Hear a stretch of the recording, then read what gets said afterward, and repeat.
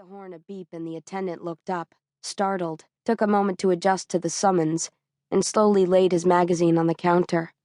He stretched, yawned, and finally got to his feet to come begrudgingly out to the car. "Want some gas, mister? You can pump it yourself and pay inside." "I'll do that," Dan said. "But also, I need directions." "Can you tell us how to find the Blackwood School for Girls?" "Around here?" The man looked bewildered. "It's a boarding school run by Madame Duray. The post office address is Blackwood Village, but the school itself is supposed to be out of town a ways. It used to be a private home owned by a man named Brewer." "Oh, the Brewer place." The man nodded in recognition. "Well, sure, I know where that is. I did hear that some foreign lady had bought the place. She's had some of the town people up there during the summer getting it into shape, fixing the roof and the grounds and all. I think she's hired Bob Culler's girl, Natalie, to do kitchen work." "Can you tell us how to get there?" Dan asked patiently. "That's easy enough. Just follow this road through town and out the other side. It'll take you up into the hills, and you'll see a private road cutting in from the left." He turned and went back inside, and Kit sighed, leaning her head back against the seat. "Honey, please." Her mother turned to look at her with worried eyes. "Just give the school a chance. The pictures were so lovely with that wonderful old house and the pond and the woods all around it. And Madame Duray was so charming when we met her last spring. You seemed happy enough about going when we first suggested it." "That's when I thought Tracy was going," Kit said. "I still don't see why I can't go to Europe with you and Dan. I won't be any trouble. I'm 16. I can take care of myself." "Kit, that's enough." There was an edge to Dan's voice. "We've been over it and over it. I know your position in the family has been different from that of most girls. With just the two of you, your mother has treated you as her equal rather than a child. You're strong-willed and independent and very used to running things, but you are not going with us on our honeymoon." "But I don't see—" Kit began. Dan interrupted her. "No more now. You're upsetting your mother."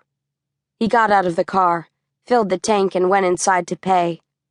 Kit and her mom sat in silence until he returned, got into the car, and started the engine. They pulled out onto the street and drove past the block of shop fronts, and past another 2 blocks of small white houses, and then across a bridge over a narrow river, where water swirled in frothy tumult between gray stones. Then the town was behind them, and they began to climb. Trees grew thicker along the sides of the road as the fields gave way to woodland. Dense and dark and still smelling of summer, they laced their branches across the road. Like guards, Kit thought, protecting something that lies beyond. Growing up in the city, she had never had a chance to really know trees. Only the ones in the park and the few small thin ones in front of the public library. If you watched those carefully, you could mark the seasons by their leaves. Translucent green ones in the springtime that then drooped in the summer and crinkled and fell with the autumn frost. The trees they passed now were different, wild and strange, living a separate life of their own. Country trees, mountain trees. "There's nothing lovelier than upstate New York in the autumn," Kit's mother had said when the brochure describing Blackwood arrived in the mail.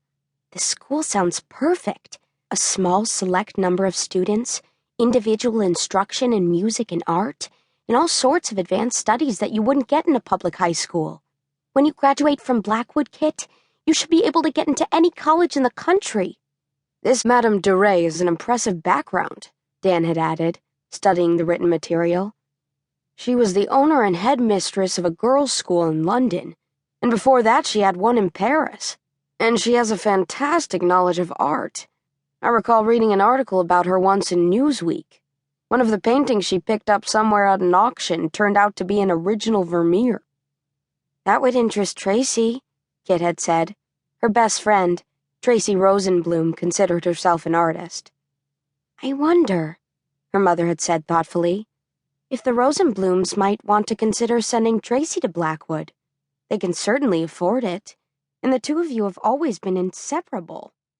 "Do you think they might?"